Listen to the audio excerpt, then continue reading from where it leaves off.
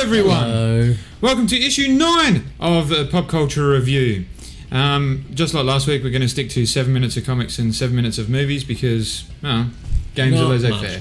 There's stuff Really? that's happened with games. Nothing worth reporting on anyway. It's like, oh my god, this person had an idea, or this is something else that we're not going to release for the next 3 years. Yeah. So I think why the report only on thing I read was Dead Rising 4 getting a PS4 release. I didn't know Dead Rising 4 was out. Apparently it's been out for a year. That's how popular it was. Thanks, guys. Alright, we'll start our timer once I can get my mouse working. Now, 7 minutes of comics. Now, I've read Secret Empire number 10 and Generations The Thunder number 1. The two Thors meet themselves. Ooh. I'll start with Generations, actually, because this caught me well off guard. Yeah? I've just been getting the Generations just because it's cool to see an older or an alternate timeline version of a character meet themselves. Yeah. Either in the future or in the past. So I've gone into this going, okay, Jane Foster Thor is going to meet Thor, Odin's son Thor. And was not disappointed in that aspect, but I was not expecting two Thors to fight Apocalypse in Egypt. Okay. So that was unreal. Yeah.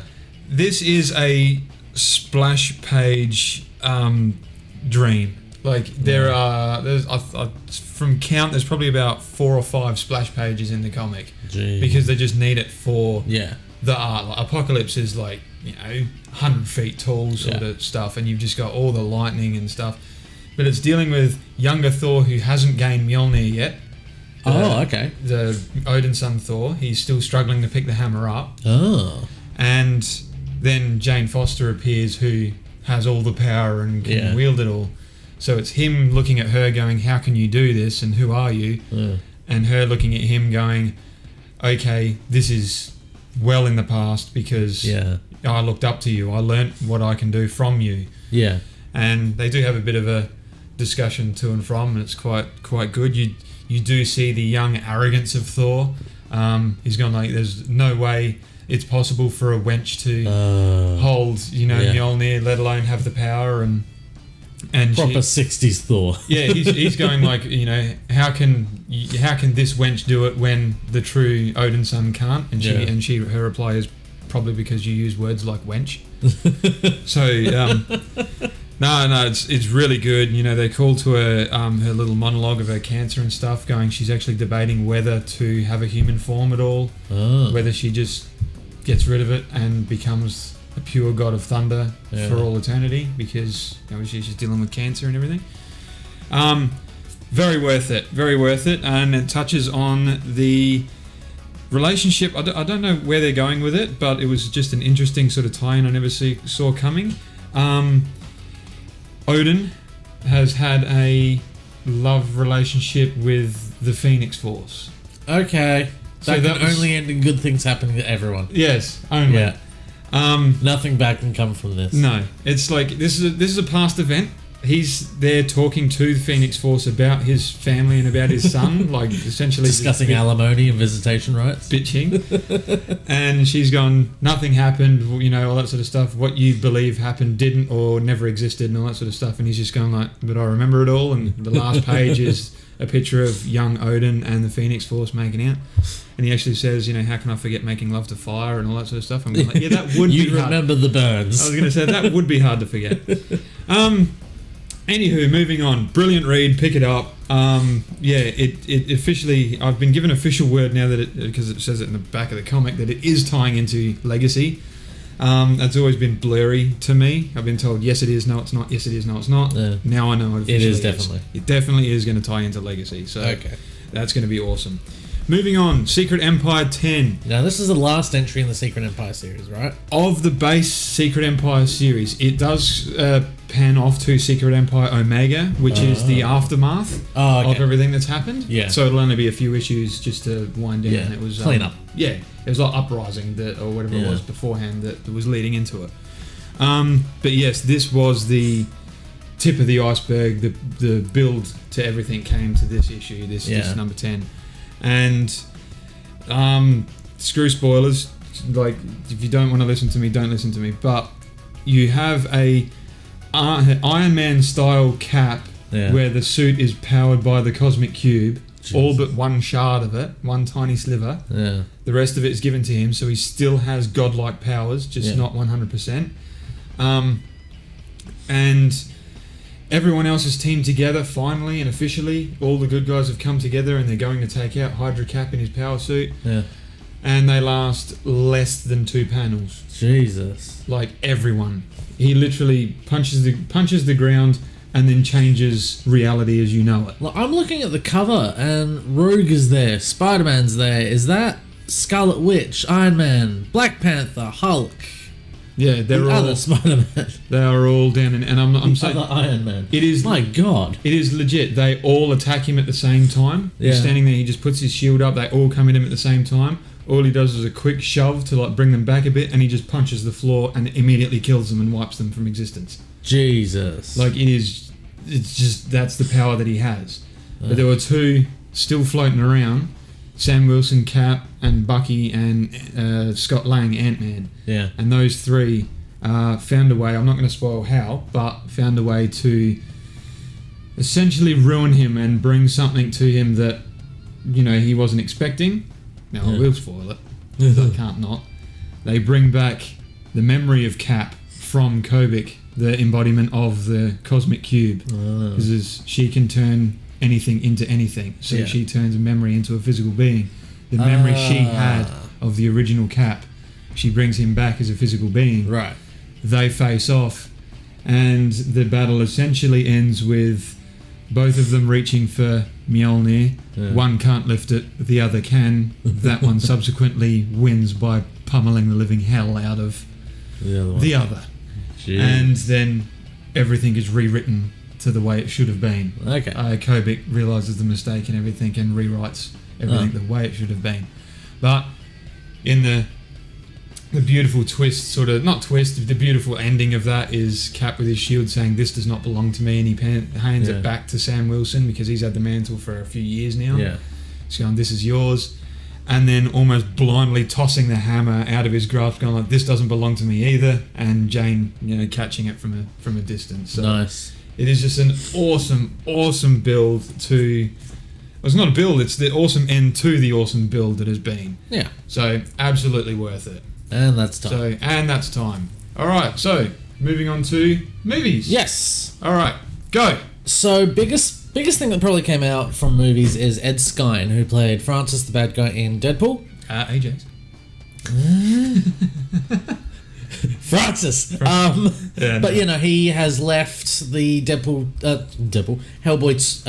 production. They're redoing Hellboy, and yeah, he has left. He was cast as, I forget the name of the character, but a Japanese American character. He was cast as that. Now, if you've seen Ed Skine, you know, yeah, he's, you know, not got the widest of eyes, but he's not Asian. No, he's not Asian. He's British. He's very English. And he released a statement saying, "Look, there's so much of this whitewashing in Hollywood these days. I'm gonna make a stand and just step aside. I want them to cast a Japanese American or a Japanese person in this role because the character is Japanese." Yeah. And yes, good on you, Ed Skine. Like, Ed Skine, he didn't have to do that. Yeah. He had the role, he was acting it, and he's like, "No, this isn't right." Yeah. It can be done by... I'd say it'd be like he agreed to it from contract negotiations, and his... whoever's in charge, his manager or whatever it is gone like, do this role. And then when he started to do his research for it, it's gone like, hang on a minute, this character can be played by any other person. Like, pick Wong. Whatever his name was that played from... it was in Doctor Strange. He played Wong in Doctor Strange, funny enough. Benedict Wong, yeah. Benedict Wong, yeah. No, that's what I'm saying. Benedict Wong played Wong. Yeah, alongside Benedict. Yeah. So, pick him. I'd like to pick anyone, really. The only good actor out of Death Note, the Netflix Death Note series. Grab him. But whoever. Yeah. Good on him. Also, Hitman's Bodyguard came out. I went to see it with Dad yesterday. I've been interested to see it just because it's a Ryan Reynolds movie. Yeah, it's not a good film. Like, there's plot holes the size of freaking Grand Canyon, but it's fun. Yeah. Ryan Reynolds, every so often, he's playing the straight-laced bodyguard type. Every so often, he slips out of that, and he's just swearing and cursing and going off at... Because Samuel L. Jackson is playing Samuel L. Jackson in this movie. He's not... Is Ryan Reynolds playing Ryan Reynolds, or is he playing Deadpool? I keep getting them blurred all the time. He's playing Ryan Reynolds, who's trying to act straight-laced, but he can't hold it for long. No. So there's every so often, it's just a comedy breakdown. It's amazing.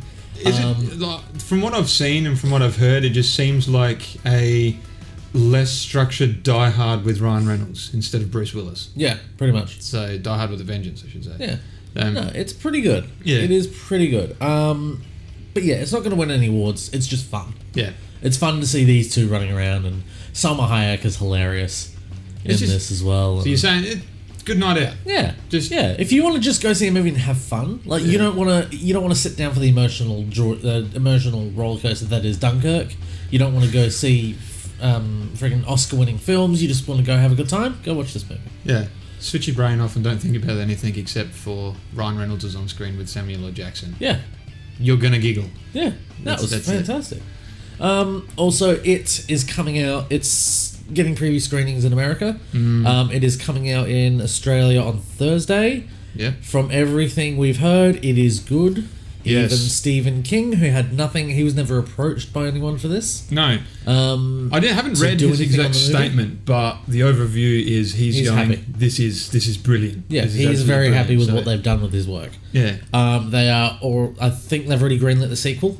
Oh, really? Yep. Already. But yeah, no, word is good. Yeah. About this. On that note, the Alamo Drafthouse, which is a cinema chain, the one in Austin, Texas, is planning on, and this is the chain that did a women's only screening of Wonder Woman. Oh yeah, yep. And that got, you can't do a women's only screening, it's discrimination. Shut the hell up, you'll see the movie. Everyone here actually thought it was a good idea, and the Alamo Drafthouse essentially stuck their middle finger up and go, we can do what we like. And they can, because that's what they do. Yeah. They are planning on doing a clowns only screening of it. You don't get in unless you're dressed as a clown. Yeah. Which is going to be great. It's just funny. I'm imagining just seeing this cinema filled with essentially the Purge style. Yeah. Hang on. I don't think it's restricted to clowns only. I think they encourage people to dress as clowns. God. I want to see the face of the one person who didn't dress as a clown going in. Oh yeah, we're gonna go see it. They walk in and there's this sea of clowns, and they will just turn their head. You're 3/4 through the movie and you've already filled your pants with terror, and it's like you're looking around the cinema and all you see is what you've been terrified of for the past 45 minutes. The lights come on and you just scream and die. Yeah, that's it. I'm done. My heart rate cannot take this. No. But part of me is thinking, is the Alamo Drafthouse in Austin, Texas just seeing what they can get away with now? They did the woman's only Wonder Woman screening. They're doing the clowns screening. But where's the negative? Where are they going? How far are they going to push this? Like they're not doing anything wrong, and I'm encouraging them to do this. Come up with these awesome screenings because people love them. Yeah, it's an awesome idea. Like I love it when people, because I work at the movies. I love it when someone comes to see a superhero film. I want to see people coming to see Infinity War dressed as Thor, as Cap, as Iron Man. I want to see cosplayers see these movies. Yeah. That is the best part of it, and it's for the staff as much as it is for the patrons, because we love seeing it as well. As long as all the Thor people take their damn helmets off when they're in the cinema so I can see over them. Yes. When Force Awakens came out, we got some of our staff dressing as Star Wars characters. Yeah. Like one of my good friends was Princess Leia, and hey? I just said Spock and Gandalf, and I also do want to quickly mention, as we've got 40 seconds left, people are reporting, news outlets are reporting that cinema stocks are slumping. Sales aren't what they were. Yes, that is true. Yeah, it's true. But look at the time of year. But I'm reinforcing the fact that it is August, September. It is always a quiet time in movies. Go now. It is. No one is going to the movies. Okay, yes, there's not much out, but you're going to get a near private screening to a movie. Yeah. And if you're concerned about your local cinema not doing well, go support them. Go see a movie. There's nothing better. There's 3 things on this planet that are made better by lack of people: a bar, a gym, and a cinema. Yes. Those 3. Yeah. So you can't top a cinema experience. There is a price war. I say that with air quotes. Going on in Adelaide at the moment. That's what they're calling it. It's not, but... so movies are as cheap as they've been for the past 10 years. So go see a movie. Yeah, go see Hitman's Bodyguard. Switch yourself off. Go see it when it comes out and dump the bring kids, £2. Dump the kids in a sewer and go see Hitman's Bodyguard or it, and feel the true experience of what you've just done. They'll float too. Yeah, they'll float too. All right, well that's us for another issue. Thanks very much, guys, for sticking with us. Yes. 9 issues. Next week we'll flag 10 weeks straight. We've actually stayed true for the most part to releasing one a week. So yes. we're on track here. We're doing well. So all right, thanks very much, guys. Thank you. We'll see you on the next one.